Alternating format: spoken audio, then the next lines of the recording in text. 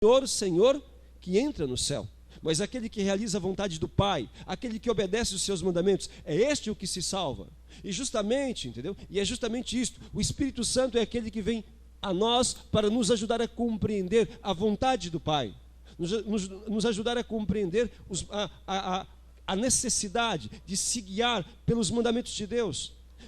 Vai nos convencer que este é o caminho justo, que nos tornará mais felizes, que nos ajudará realmente a alcançar a felicidade eterna. O Espírito Santo nos convencerá. Jesus usa a palavra convencer. O Espírito Santo nos convencerá acerca do pecado, da justiça e do juízo. E quando então alguém tem o Espírito de Deus, se conduz pelo Espírito de Deus e manifesta em sua vida as obras de Deus. E aqui em Gálatas, no capítulo 5, veja lá, no versículo 22, dá alguns sinais de que se a pessoa possui ou não o Espírito de Deus. Ele diz aqui, o fruto do Espírito, frutos do Espírito de Deus, está aqui, é amor, alegria, paz, paciência, amabilidade, bondade, lealdade, mansidão, domínio próprio. Estes são sinais do Espírito de Deus. Olha aí, amor, alegria, paz, paciência, amabilidade, bondade, lealdade, mansidão, domínio próprio, autocontrole. Estes são frutos do Espírito. Se alguém não manifesta esses frutos na sua própria vida, entendeu? É sinal de que não tem o Espírito de Deus. Ao contrário, vai dizer o seguinte, lá no versículo 16. Eu vos exorto, vai dizer São Paulo, vos exorto, deixai-vos sempre guiar pelo Espírito, e nunca satisfaçais o desejo da carne, pois o que a carne deseja é contra o Espírito, e o que o Espírito deseja é contra a carne, são o oposto um do outro, e por isso nem sempre fazeis o que gostaríeis de fazer. Se, porém, sois conduzidos pelo Espírito, então não estais sob o jugo da lei. São bem conhecidas as obras da carne. Olha, ele vai dizer aqui quais são as obras daqueles que não têm o Espírito de Deus, daqueles que se conduzem pelo espírito diabólico ou pelo espírito da carne.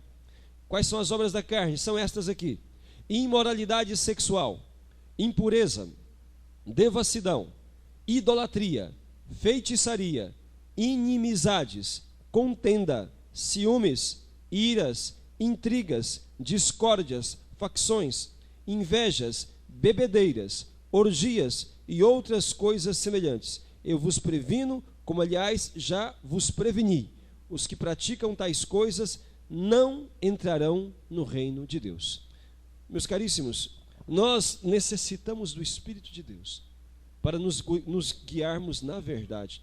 Foi o que Jesus disse: conhecereis a verdade e a verdade vos libertará.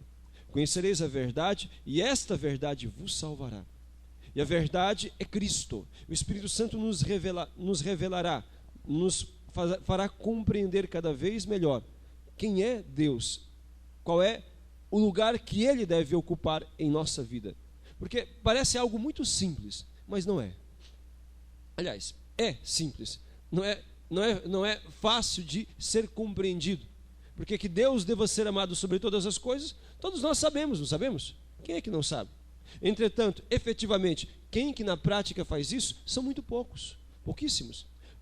Tanto é prova disto que quando Deus diz, guarda o domingo, quer dizer, se todas as pessoas aqui da nossa paróquia, né, amassem a Deus sobre todas as coisas, estariam todos nas missas, entendeu? Nos finais de semana, ninguém faltaria, salvo motivo de doença, entendeu? Salvo motivo de doença. Por quê? Porque o amor a Deus leva-nos à obediência a Deus. Entretanto, são tão poucos. E não quer dizer que aqueles que vêm à missa já estão fazendo tudo. Não. Vir à missa é um dos mandamentos. Não são todos, né? É um dos mandamentos. Há os outros também. Alguém que se guie pelo Espírito de Deus, alguém que ame a Deus sobre todas as coisas, entendeu? Vive em comunhão com Ele. Vive em comunhão com Ele. Não vai ficar sem a Eucaristia por causa das coisas do mundo, nem por causa de um homem, nem por causa de uma mulher, nem por causa de coisas, prazeres, por causa das coisas passageiras do mundo. Porque Deus deve ser amado sobre todas as coisas. Se está numa situação que o impede de comungar, a pessoa deve regularizá-la, deve renunciar o pecado, a situação, que a impede de receber Jesus. Amar a Deus sobre todas as coisas. Então, compreender isto e viver de maneira coerente com isto é um desafio.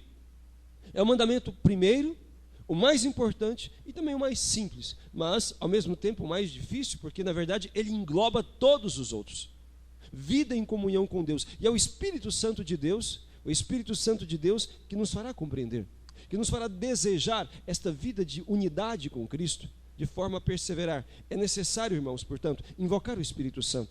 Os pais, especialmente quem é educador, quem é pai, mãe, aqueles que formam opinião, professores, etc., devem suplicar muito o dom do Espírito Santo para saberem aconselhar os seus filhos. Lembrem-se que são 7 os dons do Espírito Santo: sabedoria, entendimento, conselho, fortaleza, ciência, piedade, santo temor de Deus. Como nós precisamos. Se um pai ou uma mãe não possuir o Espírito Santo, o Espírito de sabedoria e de conselho, como é que orientará os seus filhos? Por isso que muitos filhos são mal orientados. Muitos pais não sabem como conduzir as coisas porque não rezam, não suplicam o Espírito Santo que venha em auxílio da sua fraqueza, em auxílio do seu pouco entendimento, para poder para poder fazer dele um instrumento para educar bem os seus filhos. Rezam pouco, ou às vezes não rezam nada. Então, como obterá o dom do alto para poder conduzir bem os seus filhos a caminho da felicidade? É necessário. Por que nós caímos tanto, ou por que as pessoas caem tanto em pecados? Cedem tanto à tentação, porque temos pouca fortaleza, e fortaleza é um dom do Espírito Santo. Perde-se a paciência fácil, cai-se fácil em tentações contra a castidade, cai-se fácil na mentira, entendeu? Na preguiça, não é? Tantos deixam de rezar, de vir à missa, ou de fazer o bem por preguiça, entendeu? Não se animam a fazer o bem, porque falta o Espírito Santo, a fortaleza que motive a fazer o bem e que leve-o a rejeitar a tentação diabólica, a tentação que o faria perder a graça e a comunhão com Cristo. Meus amados irmãos, o Espírito Santo é Deus, é o santificador, é aquele que vai nos conduzindo à compreensão e à vivência da palavra do Senhor. É aquele que vai nos unindo, estreitando cada vez os nossos laços, entendeu? Com o nosso Senhor Jesus Cristo, até chegarmos à comunhão plena na eternidade. Temos que invocar todos os dias.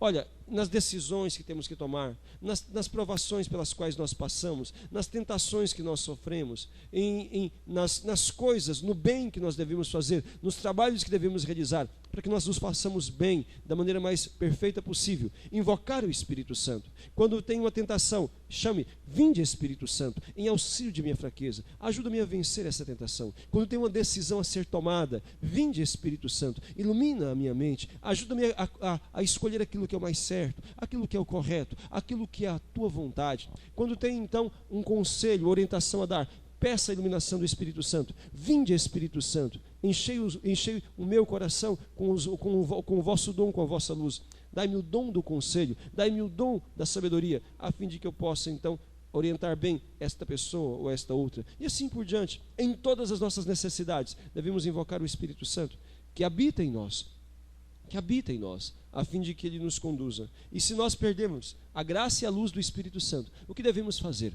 Reconciliar-nos com o Senhor, porque o Espírito Santo nos vem na graça, porque ele é a graça de Deus, porque ele é Deus. O Espírito Santo, terceira pessoa da Santíssima Trindade, nos vem em cada Eucaristia.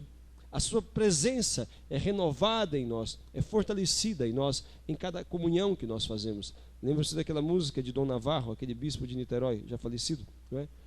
Na comunhão recebemos o Espírito Santo. Na comunhão recebemos o Espírito Santo, e vem contigo, ó Jesus, o teu Pai sacrossanto. Na comunhão nós recebemos o Espírito Santo. Portanto, e este Espírito que deve nos conduzir. Amados irmãos e irmãs, aqueles que possuem o Espírito de Deus devem se guiar pelo Espírito de Deus e devem manifestar em sua vida as obras de Deus. Que nós todos saibamos ser conduzidos, saibamos ser dóceis para sermos conduzidos pelo Espírito de Deus, porque a nossa santificação depende desta docilidade, desta obediência. Diz aqui os Atos dos Apóstolos, no capítulo 5, que Deus dá o Espírito Santo àqueles que lhe obedecem.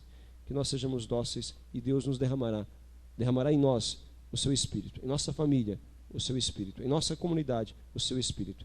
A comunidade, a pessoa, a família que agrada a Deus é sempre presenteada com a efusão do Espírito Santo. E este é o sinal de que temos o Espírito de Deus, a vida em santidade. Porque na vida de santidade se manifesta estas obras, esses frutos da presença do Espírito Santo. Louvado seja nosso Senhor Jesus Cristo.